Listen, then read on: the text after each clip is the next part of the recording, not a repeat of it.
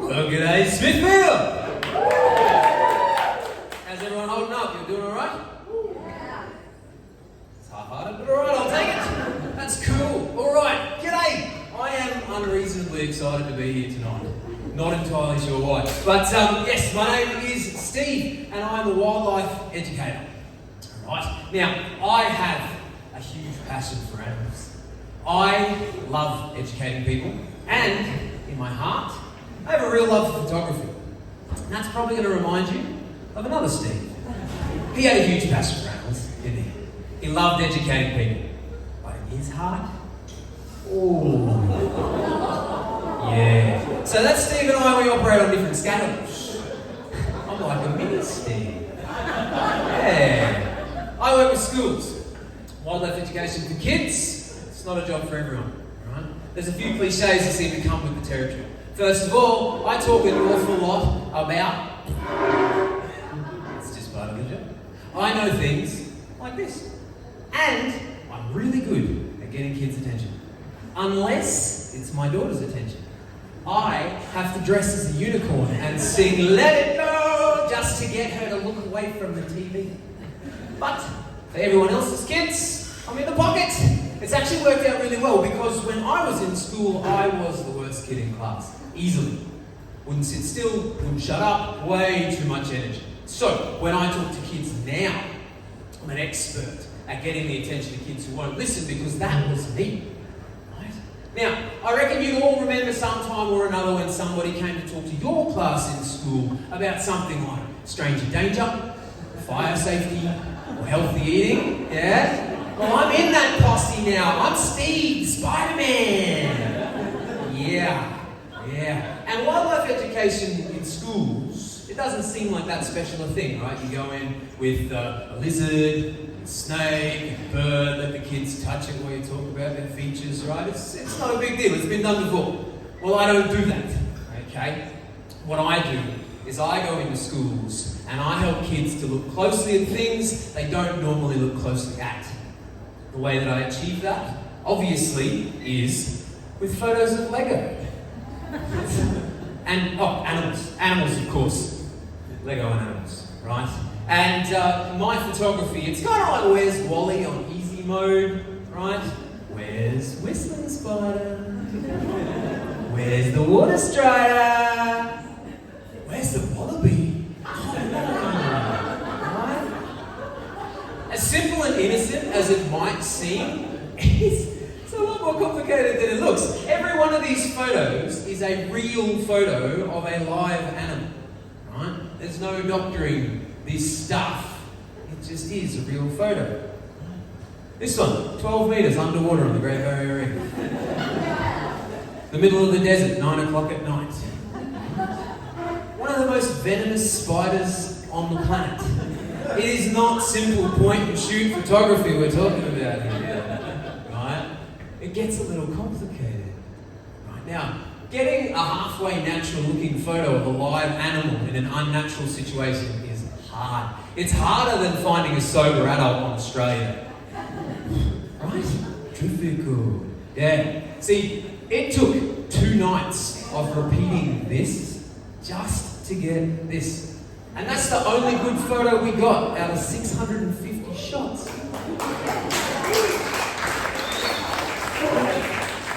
Sorry, my missus did most of the work, it's fine. Yeah, so that's where we're at with this sort of stuff. And it's worth pointing out, right, that this is not the kind of stuff you should be trying at home.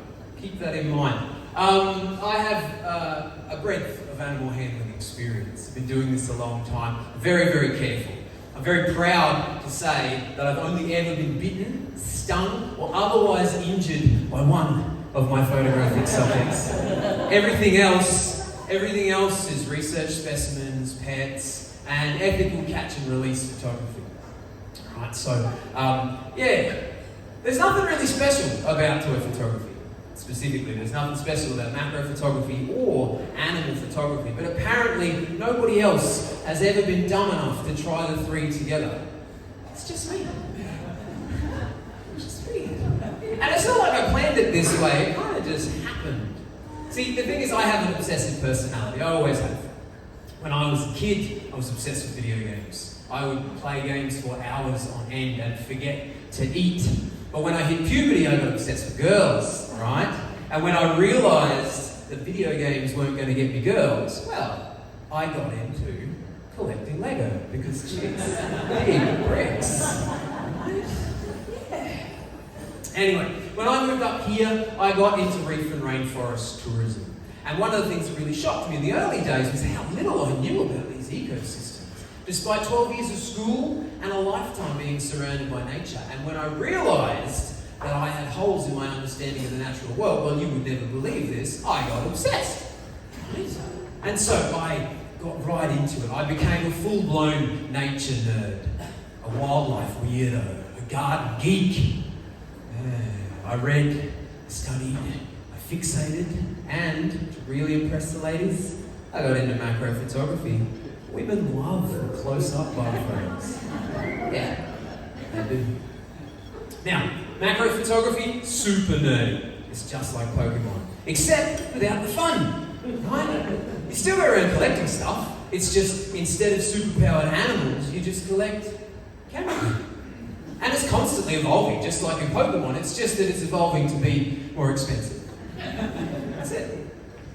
And like I say, I'm a little bit hyper too, you might have realised this. And I was really interested in nature, but I found out pretty early on that macro photography itself was actually kind of boring. It doesn't really matter what you find. The rarest creatures, the closest photos, the crispest photos, they're great for a second, sure, and then it's just a photo of a bug. What do you do? So, about 5 years ago, I had this really rare opportunity to photograph a newborn death adder. And I didn't want to just photograph it in its enclosure, but what I wanted to do was show how small it was, while also having a nice contrasting backdrop, sort of to show it clearly. And so 2 of my obsessions met that day and made a freaky diggy baby. And I didn't plan it this way. I certainly didn't consider it a possibility, but I took a photo that I could get anyone to look at, except my daughter, unfortunately. But since then, for the last 5 years, my life has been dominated by this ridiculous, demanding, Lego collection. Lots of Lego, right? And bugs. Lots and lots of bugs. I mean, I'll photograph anything, really, but often the most easy to find, visually diverse stuff is bugs. And so it's like I've been bitten by some sort of a, nerdy photographer spider. I have become the Spider-Man, which is weird. But my photography gear, it hasn't really upgraded much. My little TG7 does pretty much everything I want it to, which is lucky. Because have you seen the price of Lego lately? It's ridiculous. So, I mean, it's still not cheap, but I bought most of my Lego collection second-hand from teenage boys who have figured out how to get girlfriends. So now I have this social enterprise where I go into classrooms, I talk to kids about the bugs that they can find in their own yards, which is awesome. I talk a lot about citizen science, which is great, and using species identification for conservation reasons, but I can use the same photos to be talking about evolution, adaptation, human interference, agriculture, all sorts of different things. I can travel with nothing but a thumb drive and never have to worry about captive animal management or live animal transport or liability waivers or having to compete with the animal for kids' attentions when they can... I can't do that in a classroom. I mean, I probably could. Right? So, when I show up to class with this excess of energy, with this buttload of Lego photos, and with all this amazing information, it's like Bluey for bugs. My kids, they pay attention. They learn. And then they go home and they teach their parents, which is great. Because I am painfully aware that a grown man photographing bugs and children's toys is super weird. There's no easy way to explain to another adult wildlife education via children's toys. I I'm actually touring a show called Let Me Explain down the East Coast to try and explain to people that I'm not just some deluded Photoshop enthusiast. Right? And so I'm already supporting a few great causes with my business, but I personally believe this photography would be really, really good for raising conservation awareness for endangered species, right? Here's a great example. Take this yakka skink here. Now, would you be more inclined to care about this skink specifically because a news article told you that it's rare and endangered and they all poop in the same place? Or would you be more inclined to care about this skink because your kids told you that this is rare and endangered and Mum, they all poop in the same place? Now, you might pick up on this. That's not a real photo. I had to Photoshop that one because Stephen Peck, the guy who studies yakka skinks, won't answer my email. So if anybody knows Dr. Peck, could you put in a good word for me, please? It's really important to me that I get a photo of a yakka skink. I don't know why.